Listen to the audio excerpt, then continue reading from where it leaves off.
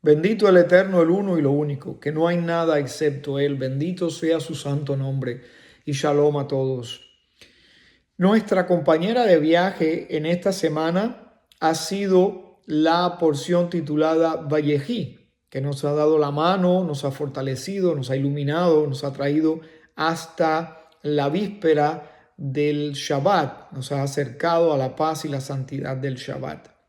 Y dedicamos este comentario a la redención, la bendición de nuestro pueblo y también de todos ustedes, y a la salud de algunos que nos han pedido tefilá porque están pasando por situaciones de salud. Esta porción recibe el título de su primera palabra y tiene algunas características singulares, como es el hecho de que es una porción cerrada, no tiene ningún espacio que la separe de la porción anterior, y además es la porción que cierra el primer libro de la Torá. O sea que es una porción que terminamos con esa frase con la que invocamos fortaleza espiritual, fortaleza que proviene de la savia del texto de la Torá, de la sabiduría de la Torá. Y esta porción, según algunos, es una porción cerrada porque la inspiración divina fue parcialmente retirada de Jacob cuando quiso hablarles a sus hijos del final de los tiempos.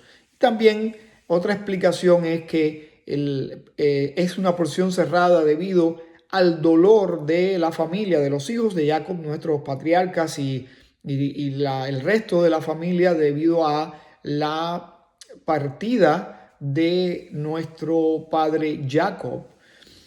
De cualquier manera, esta porción es una porción con una profundidad tremenda que merece muchos análisis, y espero que este comentario sea un punto de partida para un estudio más profundo de esta porción.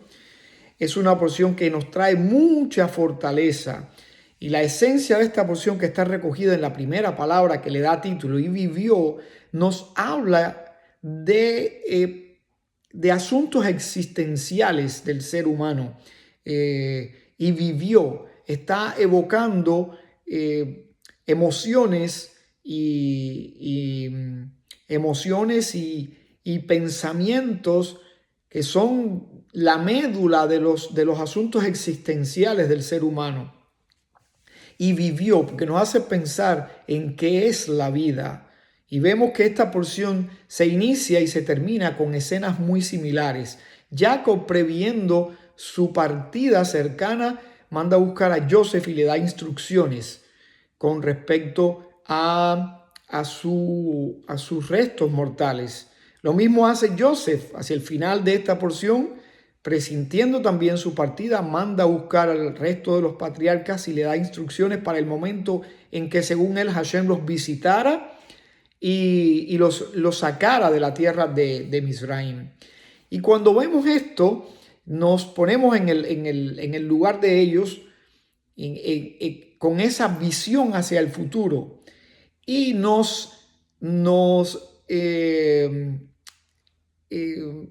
entendemos perfectamente esta mirada hacia el futuro, porque esencialmente así estamos constituidos.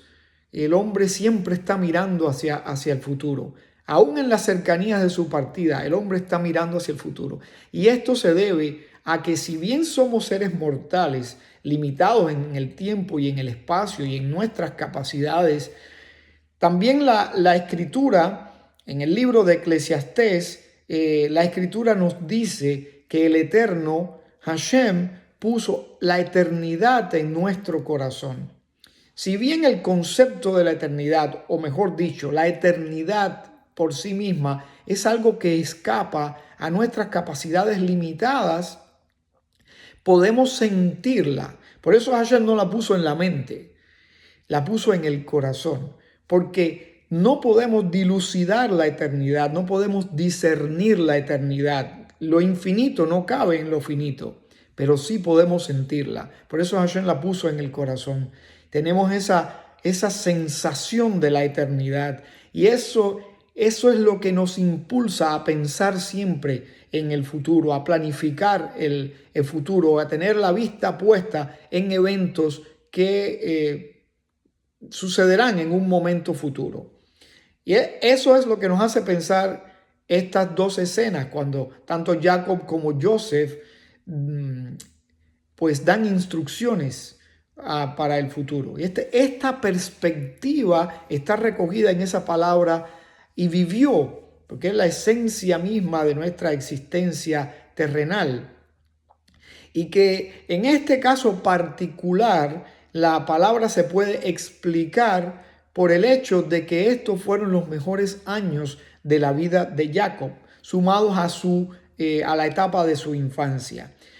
Y esto se explica porque la Torá pudo haber elegido otra palabra, pudo haber dicho "y habitó o permaneció Jacob en la tierra de Mizraim 17 años".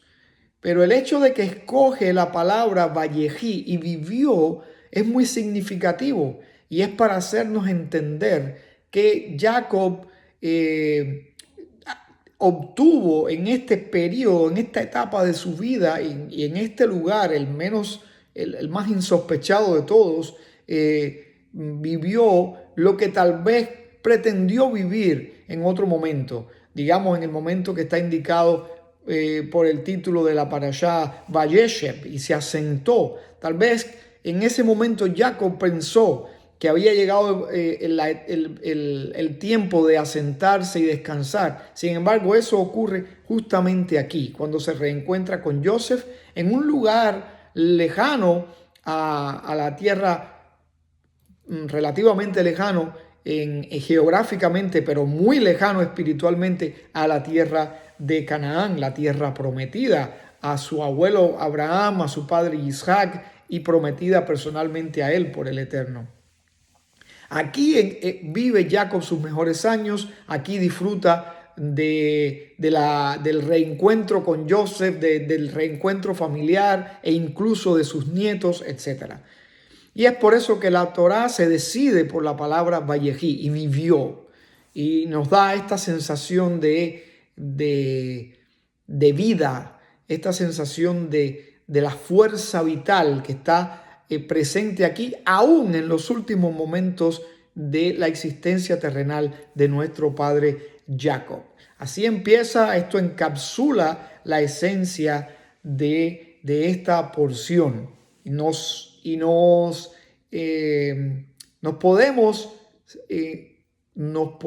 sensibilizar, puesto que ese es algo que todos experimentamos, con esa perspectiva del hombre siempre mirando hacia el futuro. Y vemos que tanto Jacob como Joseph enfatizan, incluso en el caso de Jacob, le pide a su hijo que le jure que lo va a enterrar en la cueva de Macpelá, en el campo que su abuelo Abraham le compró a Efrón el Eteo, anunciando con esto, prefigurando con esto la redención final, el regreso de todo el pueblo de Israel a la tierra prometida. Ambos vivieron esta etapa en Mizraim, que Mizraim simboliza justamente el exilio físico y el exilio espiritual. Mizraim representa una categoría muy baja de la existencia del alma en esta dimensión. Y este hecho de que ambos quisieron ser llevados allá aún después de su partida física, representa ese momento de la Geulá, de la redención, ese momento de la era mesiánica, cuando todo Israel se ha reunido en la tierra prometida. Y dicho esto, la Torá nos trae a unos momentos muy especiales. Esta porción está llena de bendición, y hay algo aquí muy único en la Torá, y es el hecho de que Jacob bendice a sus nietos, incluso los bendice antes que a sus hijos. Bendice a Efraín y Menashe. El orden cronológico debió ser Menashe y Efraín, pero una vez más el orden cronológico es alterado. Y aquí se marca una pauta y Jacob lo anuncia diciendo, así será bendecido nuestro pueblo, que sean como Efraín y Menashe, dando a entender que justamente estos dos muchachos tenían una virtud tan grande que es una bendición poder emularlos, poder llegar a ser como ellos. ¿Por qué Jacob dice que así serán bendecidos? Así será bendecido el pueblo de Israel. Ejercicio que hacemos en cada hogar judío los viernes por la noche en la recepción del Shabbat. Bendecir a nuestros hijos pidiendo que sean como Efraín y Menashe. El mérito de ellos estuvo en que aun cuando Jacob bendice al menor antes que al mayor e incluso habla de él en términos que pudieron haber generado celos en el mayor, en el primogénito, pues este lo acepta, yo diría que lo acepta hasta con gozo, porque está entendiendo que es la voluntad divina. Y eso es una de las razones por las que ellos merecieron esta bendición tan grande y ser ejemplos para todo el pueblo de Israel. Y no solamente eso, esto cambia su categoría, porque ellos pasan a ser de nietos, pasan a la categoría de hijos y merecen una herencia dentro de las tribus de Israel. Así es de grande el mérito de estos muchachos. Y fíjense cómo Jacob dice,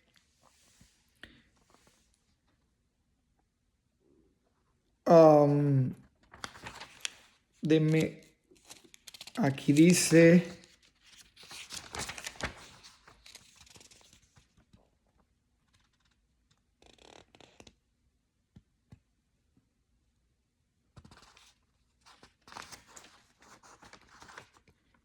y dijo Joseph a su padre, no así, padre, pues este es el primogénito, pon tu derecha sobre su cabeza.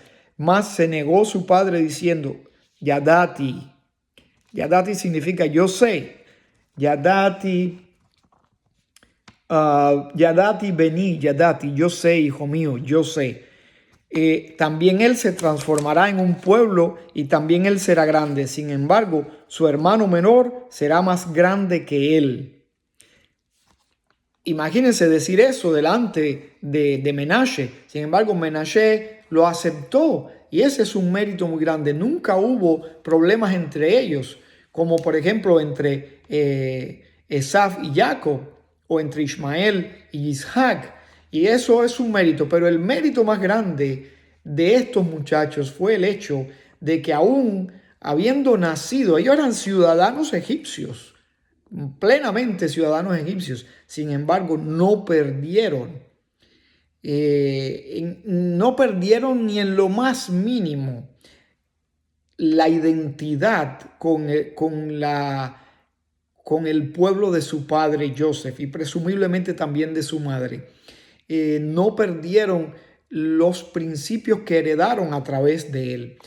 Yo he comparado eso con los hijos de emigrantes como yo, emigrantes cubanos o emigrantes de otras naciones que vienen a este país, Estados Unidos de América, y tienen hijos aquí.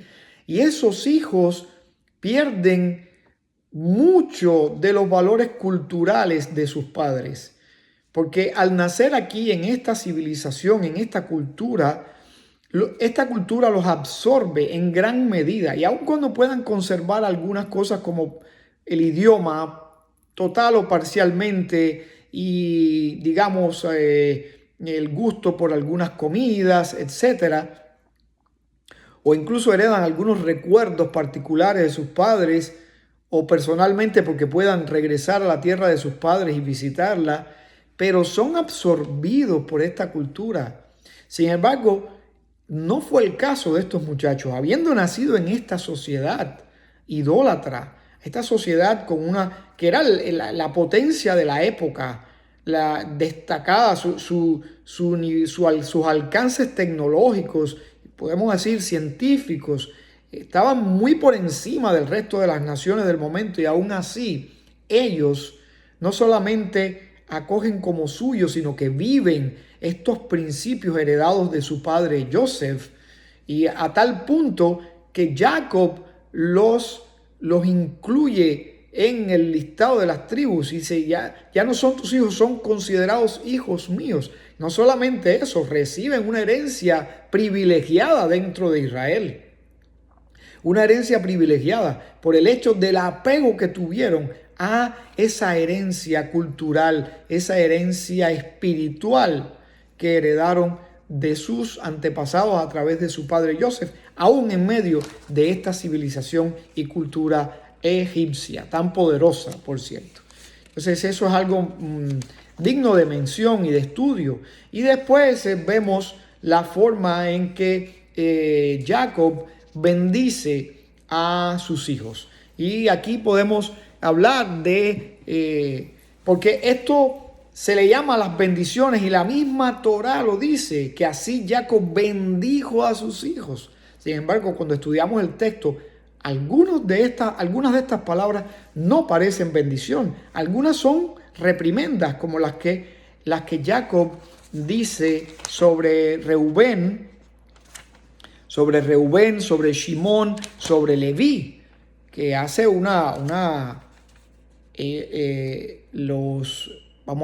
los critica, hace una reprimenda sobre ellos por algunas de sus actitudes, de sus acciones.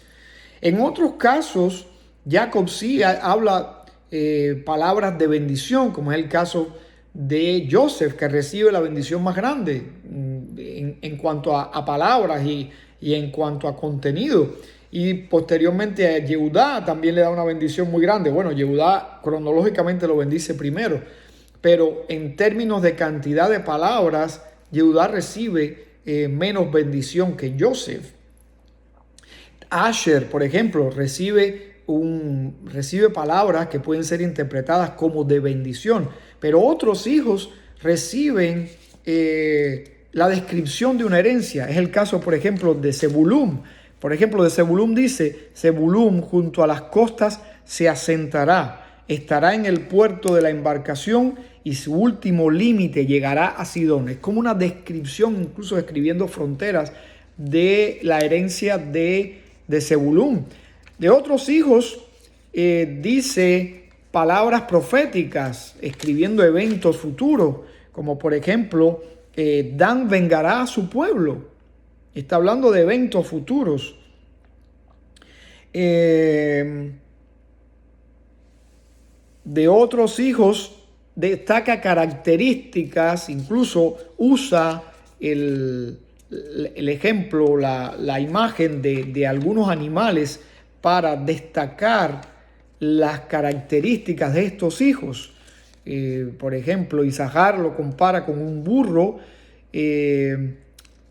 Naftalí una gacela, Benjamín un lobo, Dan también con una serpiente, etc. Y estas comparaciones no son en ningún caso negativas, sino haciendo alusión a lo que hay de positivo en estos animales y en la energía que está de manifiesto en la existencia de estos animales. La existencia física de estos animales depende de la energía espiritual que está fluyendo a través de los nombres de ellos, que son los rasgos distintivos de estos animales, que se manifiestan en la forma física de alguna manera, pero que dependen de esa denominación espiritual que viene desde Adán. Adán entendió esto y los nombró. Pero cuando analizamos el texto vemos que algunas sí son bendiciones, pero otras no parecen serlo. Otras son reprimendas y otras pues tienen que ver con la herencia que van a recibir o eventos que van a ocurrir protagonizados por estas tribus. Una explicación podría ser que estos son como piezas de un rompecabezas y que el rompecabezas junto, completo, es el alma del pueblo de Israel y necesita de todos estos elementos, necesita de todos estos componentes para que esa alma global de Israel pueda funcionar con todo su potencial. Y eso parte de aquí, de esta verajá pronunciada por nuestro padre Jacob, o como piezas partes de un engranaje. Sabemos que en un engranaje, por ejemplo, piensen en un motor, piensen en cualquier otro engranaje hidráulico, mecánico, sea de la naturaleza que sea, estos engranajes, no todas las piezas tienen no todas las partes tienen la misma función, y algunas partes son sometidas a más fuerza, a más presión. Los ejes que son los que transmiten la fuerza, el movimiento, son sometidos a mucha fuerza. Otras ruedas metálicas llevan el peso del engranaje, mueven todo el resto del engranaje. Y digamos que esas partes que son sometidas a más fuerza son estas palabras que parecen reprimendas. Y otras partes son más ornamentales. Y otras partes, digamos, llevan una carga más ligera. Pero todas forman parte del engranaje y todas están en función del propósito final de este engranaje. Y eso es una manera de entender cómo funciona esta bendición a nivel general, a nivel global. Aunque algunas de estas palabras se ven o parecen como que no son exactamente una bendición. Aunque la Torá declara que todo esto es una bendición. Es una manera de entenderlo entre otras. Pero quiero traer a colación la perspectiva de Abarbanel. Abarbanel, el sabio judío que vivió hacia el final del siglo XV, que incluso vivió la expulsión de nuestro pueblo de Sefarad, de España y de Portugal, y que fue un judío privilegiado que vivió en la corte de los reyes católicos, y a uno de los pocos que se le dio la opción, si no el único, de poder quedarse con un minyan para hacer sus rezos, y la rechazó porque él dijo: si mi pueblo se tiene que ir, pues yo también me voy.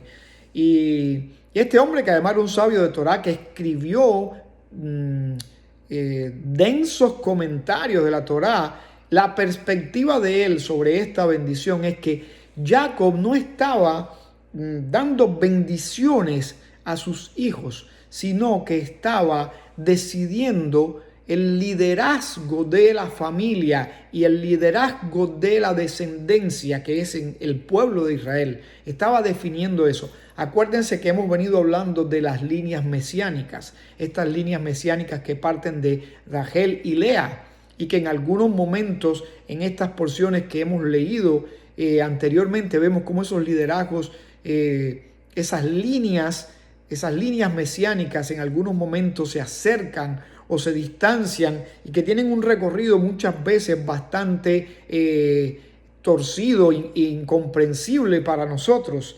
Y en algunos momentos estas líneas están bien cercanas, como en la porción Vayigash, cuando Yehudá se acerca a Joseph. Y acuérdense que estas líneas, el clímax de estas líneas mesiánicas es en la inauguración, digamos, en el momento en que se inaugure la era mesiánica. Aquí es cuando van a estar, cuando el apogeo de estas líneas va a llegar a su clímax, cuando comience justo en la introducción de esa era mesiánica. Es cuando toda esta energía, todo este recorrido de estas líneas mesiánicas van a llegar a su momento crucial. Y en este caso las volvemos a ver, y de una forma bien marcada. Lo que está haciendo Jacob aquí, según Abarbanel, es definiendo eso, decidiendo eso, ese liderazgo. Y por lo tanto, le está explicando a sus hijos la razón por la que él está diciendo estas palabras, tomando esta decisión.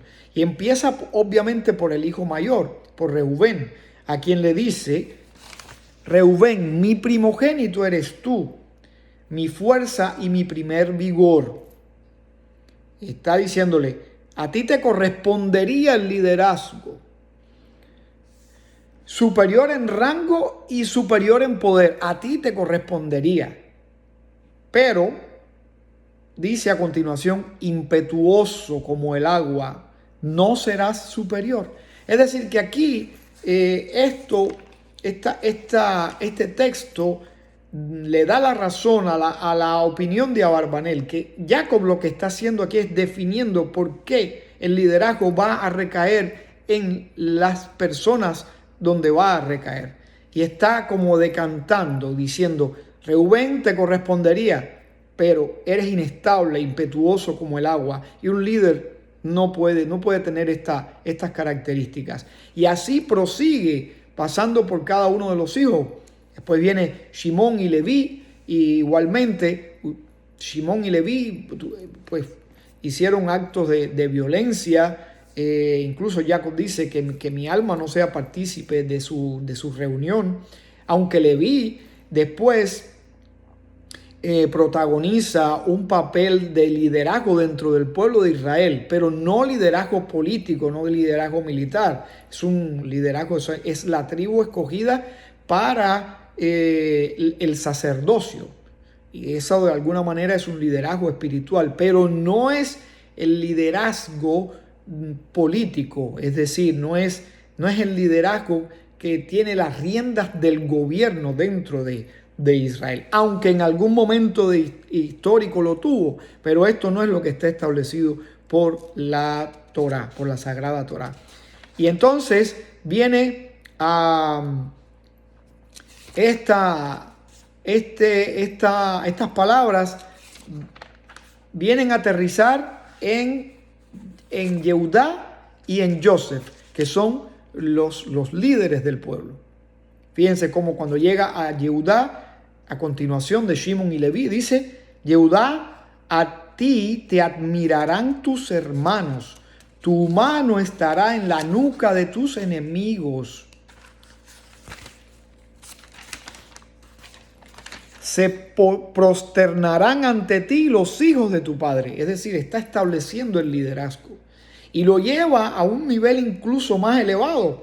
Cuando dice que Yehudá es un cachorro de león y después dice, no se apartará el cetro de Yehudá ni el erudito de entre sus descendientes hasta que llegue Shiloh y en él se congregarán las naciones. Fíjense que aquí esto es definitivo.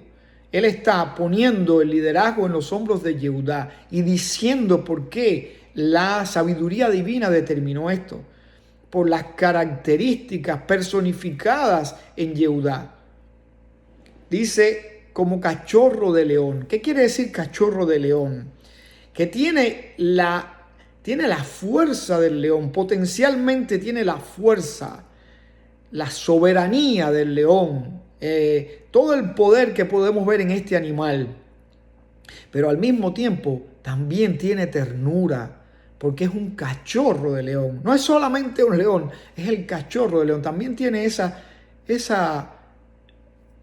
fragilidad, esa ternura. No es un león que despedaza sin misericordia. No, también tiene esa gracia de un cachorro. Y el líder tiene que tener esa fuerza y también tiene que tener esa ternura. Tiene que encarnar ambas cosas. Y se recuesta como león y como un león temible. ¿Quién osa despertarlo? O sea, si despiertan la parte terrible, bueno, atente a las consecuencias. Pero también tiene la ternura. Y dice, te elevaste, dice, de la presa, hijo mío, te elevaste. Está hablando de la elevación, de esa capacidad de Yehudá de elevarse, porque Yehudá fue capaz de reconocer sus errores. Sabemos que Reubén fue el iniciador de la Teshuvá, pero Yehudá la elevó a un nivel mucho más alto, porque el líder tiene que ser capaz de reconocer sus errores. No puede pisotear a los demás para encubrir sus faltas. El líder tiene que ser, si bien tiene que ser fuerte, tiene también que tener esta capacidad de reconocer sus errores, aún a costa de verse vulnerable delante de los demás, porque ante Dios somos frágiles, todos somos vulnerables y un líder tiene que tener siempre eso presente. Y entonces Jacob establece el liderazgo de Yehudá hasta la misma era mesiánica. No se apartará el cetro de Yehudá hasta que venga Shiloh, que es a quien le pertenece el cetro en definitiva, pero va a venir de la línea de Yehudá. Y después hace una exaltación de Joseph, y aquí hay palabras muy hermosas, un hijo encantador es Joseph. ¿Por qué? Porque el líder del momento era Joseph. Incluso Yehudá tenía que someterse temporalmente al liderazgo de Joseph, porque Joseph era el líder de toda la familia e incluso el líder nacional. Y digo más, era un líder mundial en el momento. Era un líder mundial. Y entonces incluso Yehudá tenía que aceptar las circunstancias y tenía que aceptar el liderazgo de Joseph. Y eso es lo que está estableciendo aquí Jacob con sus palabras. Y después, en el progreso de estas líneas mesiánicas, vamos a ver cómo este protagonismo va a tener momentos culminantes justamente en la inauguración, en el preámbulo de la era mesiánica. Y cómo nuevamente esto va a suceder. Va a haber, y entendamos esto como un fenómeno espiritual más que un fenómeno físico, más que algo que podamos ver en tal o más cual persona. El alma de estos líderes impregnará o llenará estas figuras mesiánicas que van a tener su papel en este momento cumbre de la historia humana, en el inicio mismo de la era mesiánica. Va a haber un liderazgo temporal de una figura que heredará esta característica, esta fuerza, esta bendición de Joseph. Y él va a anteceder al líder definitivo, que es el líder que heredará el alma de Yehudá, la bendición de Yehudá, esta definición mesiánica, esta decisión divina esbozada aquí por nuestro padre Jacob. Todo esto es sabiduría que recibimos de esta porción vallejí, y que termina, como dije, con una escena similar a la escena que da comienzo, y es cuando Joseph reúne a sus hermanos y le da instrucciones y le dice: cuando el Eterno los visite, no dejen mis huesos aquí, anunciando con esto ese momento de la redención final. Y por último quisiera destacar unas palabras de Jacob cuando manda a buscar a su hijo Joseph para darle instrucciones con respecto a qué hacer con sus restos físicos, y le dice a Joseph que le haga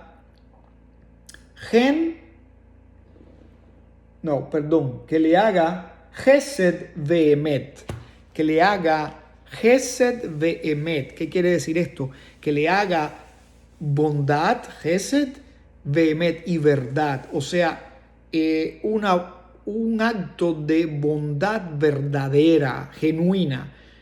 ¿A qué se refiere con este acto de bondad verdadera o genuina? Es este hecho de llevarlo a descansar junto con sus padres, de donde nuestro pueblo ha entendido y practica este acto de misericordia, este acto de bondad hacia los que parten de este mundo. ¿Por qué razón se llama así? Porque son actos que la persona no te va a poder reciprocar, no te va a poder devolver. Si bien el Eterno de alguna manera te lo va a recompensar, pero cuando uno hace algo por alguien que parte de este mundo, no puede esperar que esa persona haga algo por él en retribución. Y es por eso que se llama bondad verdadera. Y estos actos de bondad verdadera generan una fuerza tan grande que de alguna forma regresan a la persona de la manera más insospechada. Y hay una historia verdadera que escuché y que se las voy a resumir para concluir este comentario. Y esta historia, contada por el protagonista, dice que este hombre que andaba en una camioneta en un lugar en una ciudad distante de donde él vivía, en el invierno. Lo alcanzó la noche en este lugar y andaba buscando dónde pernoctar. Y va a algunos moteles y hoteles y en ningún lugar había capacidad. Y se le ocurre ir a un lugar de ancianos, un hogar de ancianos, que tal vez allí podrían acogerlo para pasar la noche. Viendo que la noche iba a ser demasiado fría, él sabía que era un error quedarse en el vehículo. Y toca la puerta y lo reciben y habla con el manager y le dice que necesitaba que le dieran alojamiento. Y el manager le dice que lo sentía mucho, que no tenía dónde alojarlo. Y el hombre le dice que él estaba dispuesto a pagar. Y el hombre le dice, no es un problema de dinero, es que no tengo esto no es un lugar para alojamiento y no tengo pues la capacidad de hacerlo. Y el hombre le insiste y le dice, mire, es muy tarde en la noche, no tengo a dónde ir, si me quedo en mi vehículo puedo morir de frío. Y entonces el manager le crea un espacio allí, le busca un catre y le dice, ok, está bien, vamos a crear condiciones, y lo deja pasar la noche allí.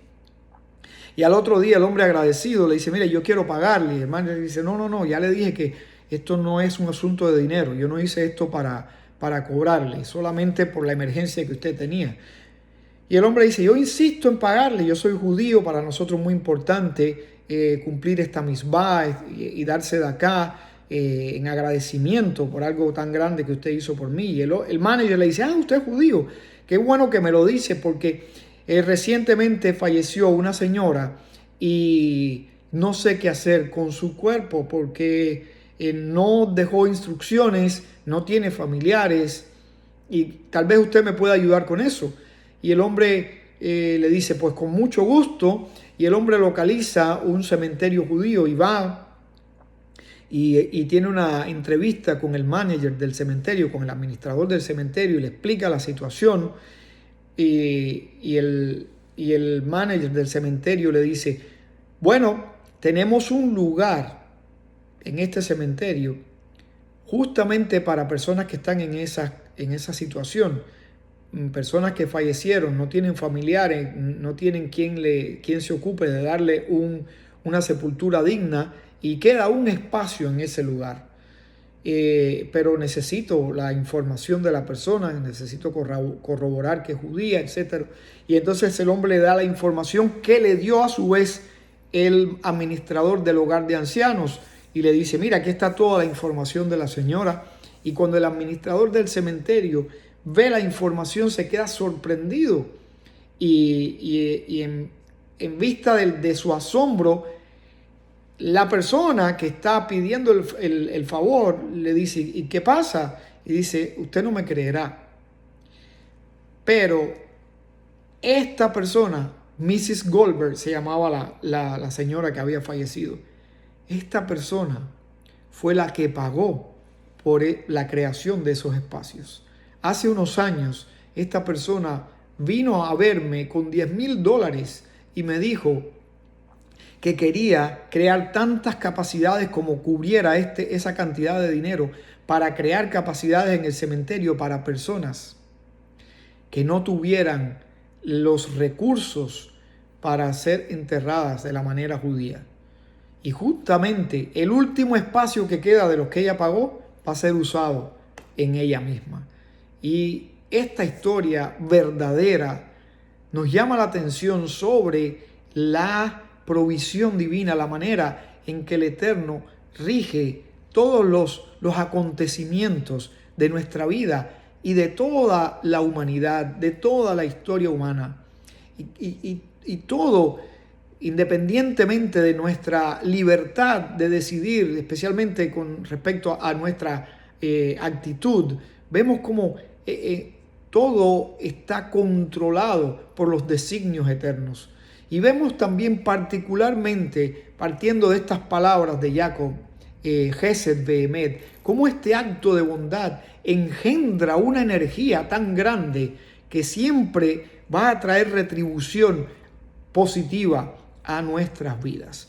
Y así concluimos este comentario de esta exquisita porción que cierra el primer libro de la Torá. extrayendo esta savia, esta fuerza maravillosa, y que con esa fuerza, con esa bendición, podamos todos entrar en la santidad y la paz del Shabbat para la gloria del Eterno. Shabbat Shalom.